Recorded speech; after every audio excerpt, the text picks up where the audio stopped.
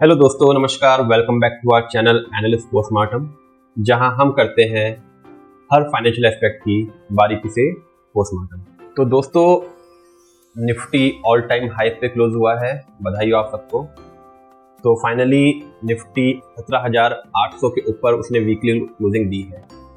तो अब हर रिटेलर के मन में क्वेश्चन नया आया है कि क्या किया जाए, क्या हमारा जो प्रॉफिट हो रहा है उसको निकाल लिया जाए या फिर और थोड़े टाइम के लिए होल्ड किया जाए।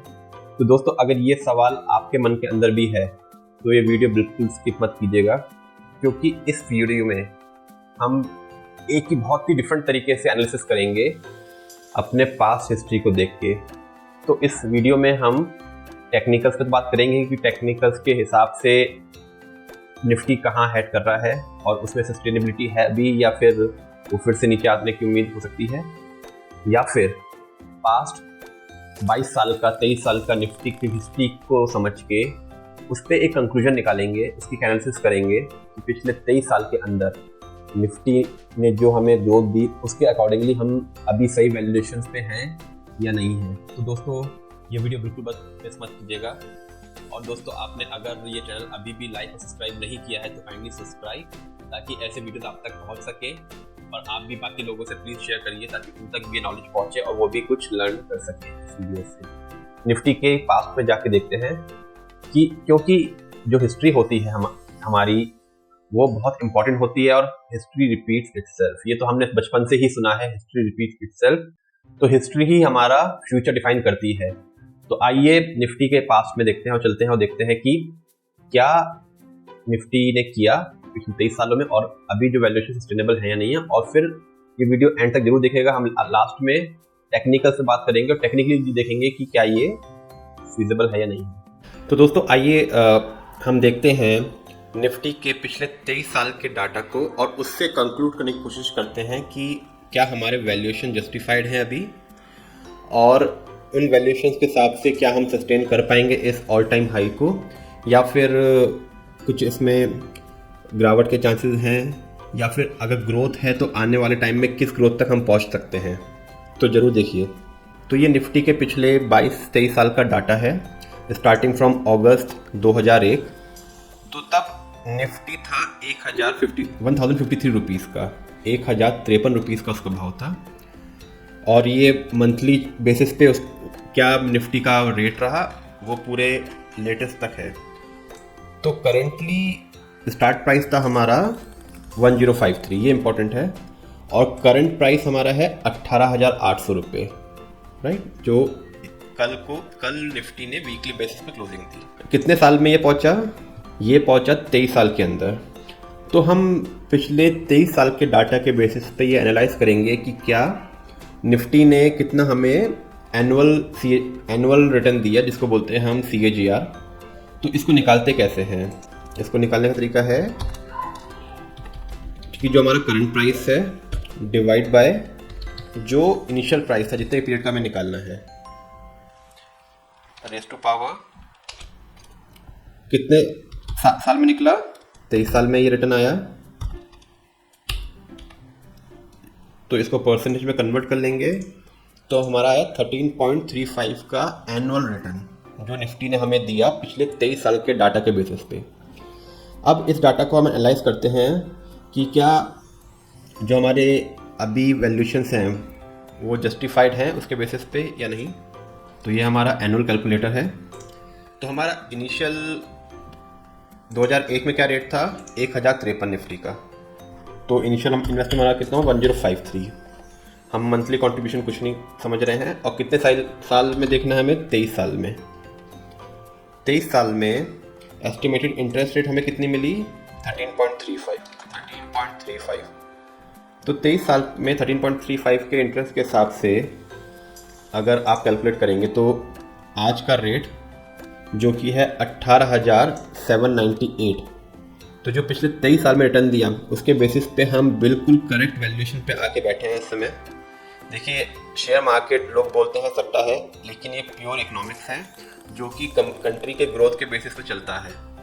तो 23 साल में जो कंट्री की ग्रोथ का रिटर्न रहा है, जो निफ्टी के बेसिस हमने मेजर किया, उसके अकॉर्डिंगली हम बिल्कुल करेक्ट 18,700 के लेवल पे हैं, तो इसका मतलब हम बिल्कुल भी ओवर वैल्यूड अभी नहीं हैं।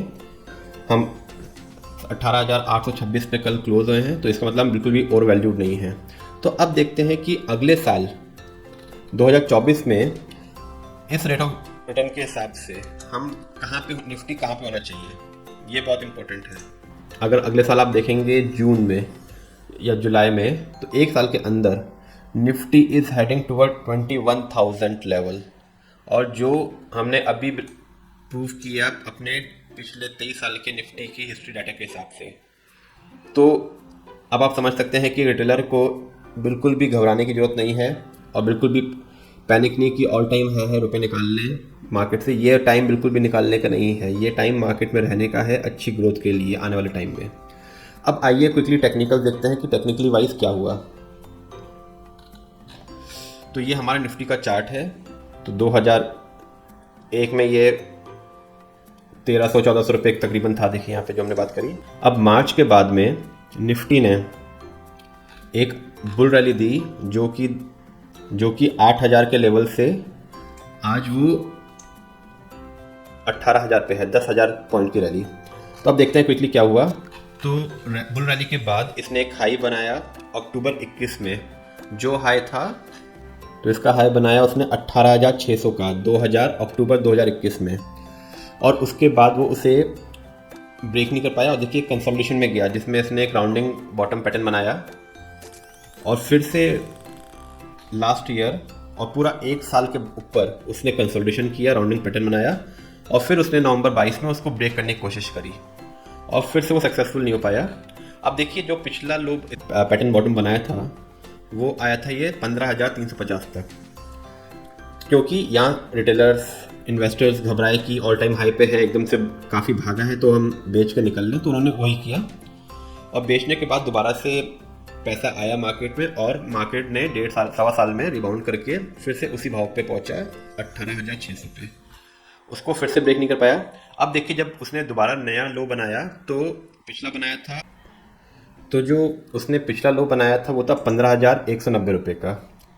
अब उसके बाद जब दोबारा वहाँ तक पहुँचा और रिटेलर्स के दिमाग में एक घबराहट आई कि फिर से मार्केट गिरेगा, तो उन्होंने बेचना प्रॉफिट बुकिंग ली, और क्योंकि अब मैक्सिमम जो रिटेलर्स थे वो निकल चुके थे मार्केट से, तो यहाँ बहुत ही कम जो थोड़े बहुत बचे थे उन्होंने निकाला, तो 15,000 तक नहीं आया बल्कि 16,900 से ही उसने रिबाउंड ले लिया। अब फाइनली उसने इस वीक में, अब जो हमारे घबराहट वाले सेलर्स थे वो निकल चुके मार्केट से, मार्केट ने कंसोलिडेशन कर लिया ऑलमोस्ट अक्टूबर 21 से लेके अब हम आ गए हैं जून, तो ऑलमोस्ट 1.25 साल से ऊपर तक उसने कंसोलिडेशन कर लिया, 2 बार रिबाउंड कर लिया। अब उसने एक ब्रेकआउट दिया है इस वीक में, तो अब ब्रेकआउट में जो बेचने वाले घबराहट वाले लोग थे वो निकल चुके हैं। अब इसमें एक अच्छी ब्रेकआउट नज़र आया आफ्टर कंसोलिडेशन, और क्योंकि हमने अभी देखा कि अगले साल तक हमारा टारगेट जो निकल के आ रहा है वो 21,000 तक का आना चाहिए, तो 21,000 तक आना चाहिए। अब देखें कि क्या ये जो 21,000 तक राइज है, तो यूजुअली जो ग्रोथ होती है, जितना कंसोलिडेशन होता है उतनी ही ग्रोथ होती है। तो देखिए ये जो एक एवरेज इसका अगर निकल के इन दोनों को एवरेज निकालेंगे, तो जितना इसने एवरेज डाउन आया उतना ही ये ऊपर की तरफ जंप करने का पोटेंशियल रखता है। और टुवर्ड्स डाउन साइड हमारी एक निफ्टी एक ट्रेंड लाइन फॉलो करता हुआ चल रहा है। ये देखिए ट्रेंड लाइन पे हमने एक वीडियो बनाया था, नहीं देखा था जरूर देखिएगा। तो सितंबर 20 में उसने उसको टच किया, जून 22 में टच किया, और फिर देखिए मार्च 23 में उसी ट्रेंड लाइन को सपोर्ट करके उसने रिबाउंड लिया। तो जब तक ये इस ट्रेंड लाइन के ऊपर है तब तक हमें कोई घबराने की ज़रूरत नहीं है।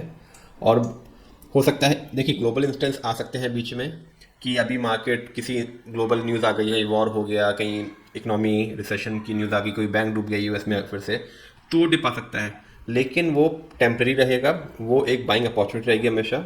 और वहाँ से रिबाउंड करके अगले 1 से 1.5 साल के अंदर मार्केट 20,000 और 21,000 टच करेगा। 21,000 ना भी करे क्योंकि ये एक एवरेज रिटर्न है, तो हो सकता है कि 1 साल में ना करके वो 1.5 साल में करे, या हो सकता है कि वो अगले 1-1.5 साल में बहुत रिटर्न दे और उसके बाद फिर कुछ टाइम तक कंसोलिडेशन करे, तो वो कोई नहीं जानता। लेकिन ग्रोथ प्रॉस्पेक्ट बहुत पॉजिटिव है इंडिया में, आप इन्वेस्टेड रहिए और लर्न करिए और ग्रो करिए। तो होप आपको ये क्लैरिटी आई होगी रिटेलर्स को क्या आगे क्या करना है। Thanks for watching my video and kindly like and subscribe and share. Thank you.